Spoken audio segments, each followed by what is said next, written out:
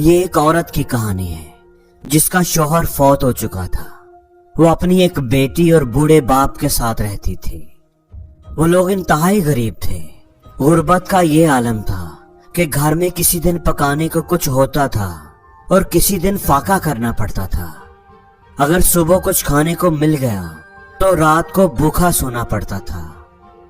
वो छोटी सी फैमिली इस हाल में भी सब्र के साथ अल्लाह का शुक्र अदा करते हुए जिंदगी की गाड़ी को चला रही थी। वो औरत कहती है कि एक दिन हम सुबह से भूखे थे और शाम हो गई थी, लेकिन खाने की कोई उम्मीद ना बनी। भूख की वजह से तो हम परेशान थे ही, लेकिन साथ ये भी हुआ कि शाम को बेटी को बुखार हो गया। कुछ ही घंटों के बाद बुखार में तेजी आ गई। घर में तो खाने को भी कुछ नहीं था। दवाई के पैसे कहाँ से आते, डॉक्टर को कैसे चेक करवाते। अजीब बेबसी और बेकसी का आलम था। मेरे सामने मेरी बेटी सुबह से भूखी थी और बुखार से तप रही थी और मैं बेबस थी। बेख्तियार मेरी आंखों से आंसू जारी हो गए। मैंने अपने हाथ फैलाए और आसमान की तरफ देखा। ऐ खुदा, मैं तुझ पर ही भरोसा करती हूँ और तुझसे ही मदद मांगती हूँ। बेशक इस मुश्किल में, आजमाइश की इस घड़ी में तू ही हमारे लिए कोई वसीला बना सकता है। तू ही हमारी मदद कर सकता है। ये दुआ करने के बाद मैं उठी, वजू किया, बच्ची के माथे पर पानी में भिगोकर गीली पट्टी रखी और खुदा के हजूर खड़ी हो गई। नवाफल अदा करके खुदा के हजूर अपनी बेटी की सेहतयाबी की दुआ की। पट्टी को पानी से भिगोकर फिर बेटी के माथे पर रखा और फिर खुदा के हजूर इल्तिजा करना शुरू कर दी। खुदा से भरोसे और उम्मीद के साथ मदद मांगने लगी, इस यकीन के साथ कि खुदा अपनी रहमत का कोई ना कोई दरवाजा हमारे लिए जरूर खोलेगा। ये अमल मैंने कई मर्तबा किया। एक दफा जब मैं बच्ची की पट्टी तब्दील कर रही थी तो मैंने दरवाजे पर दस्तक की आवाज सुनी। मैं और मेरा बूढ़ा बाप हैरान रह गए कि रात के इस पहर कौन आ सकता है, कहीं ये हमारा वहम तो नहीं। लेकिन जब दस्तक दोबारा हुई तो मेरे वालिद साहब उठे और उन्होंने जाकर पूछा कौन है, तो जवाब आया मैं डॉक्टर हूँ। मैं और मेरे वालिद ने एक दूसरे को हैरत से देखा कि डॉक्टर कैसे आ गया, इसको किसने बुलाया है। खैर मेरे वालिद साहब ने दरवाजा खोल दिया।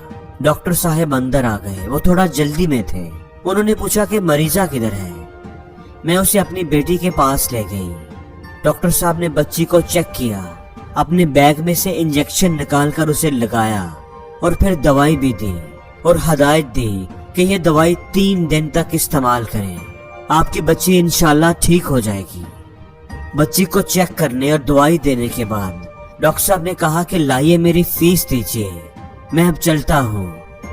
मैंने आहिस्तगी से जवाब दिया कि डॉक्टर साहब हम तो इंतहाई गरीब हैं, आपकी फीस देने के लिए तो हमारे पास पैसे नहीं हैं। ये बात सुनकर डॉक्टर साहब हैरान हो गए। अगर फीस देने के पैसे नहीं थे तो रात के इस पहर मुझे बुलाया क्यों था? आपने क्यों मुझे खामखा बेआराम किया है? मैंने फिर आहिस्तगी से जवाब दिया, डॉक्टर साहब हमने तो आपको नहीं बुलाया था, आप तो खुद ही आए हैं। डॉक्टर साहब आप थोड़ा गुस्से में आ गए। अब आप मुझसे झूठ बोल रही हैं।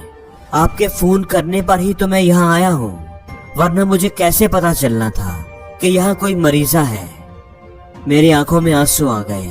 डॉक्टर साहब हम तो बहुत ही गरीब हैं, हमारे घर में तो फोन है ही नहीं। आप लगता है गलती से हमारे घर आ गए हैं। अब डॉक्टर साहब थोड़ा सोच में पड़ गए। क्या ये फलां शख्स का घर नहीं है?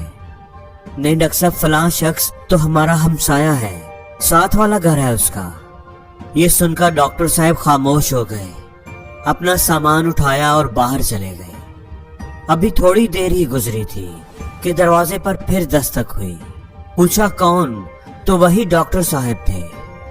डॉक्टर साहब अंदर आ गए, बेटी का बुखार चेक किया और पूछा मैं हैरान हूँ कि मैं आपके घर कैसे आ गया। ऐसी गलती तो मैंने पहले कभी नहीं की। जरूर कोई बात है, आप मुझे सच बताएं कि आपने क्या किया था।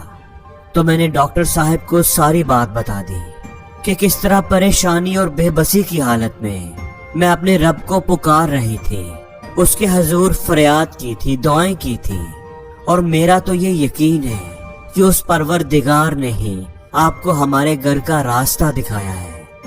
ساری بات سننے کے بعد ڈاکٹر صاحب کی آنکھوں میں آنسو آ گئے۔ وہ فوراً اٹھ کر باہر چلے گئے۔ تھوڑی دیر بعد جب وہ آئے تو ان کے ہاتھ میں کھانا، بچی کی دعائیں اور گھر کا ضروری سامان تھا۔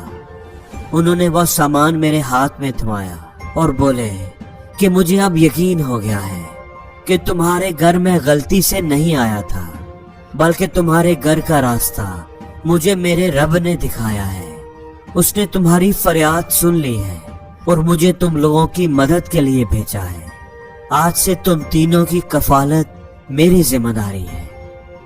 تو دوستو، یہ اس عورت کے بھروسے کی کہانی تھی کہ کیسے اس نے مشکل حالات میں بھی، جب کوئی امید، کوئی راستہ نہیں تھا، اس نے اپنے رب پر بھروسہ رکھا اور اسے ہی مدد کے لیے پکارا۔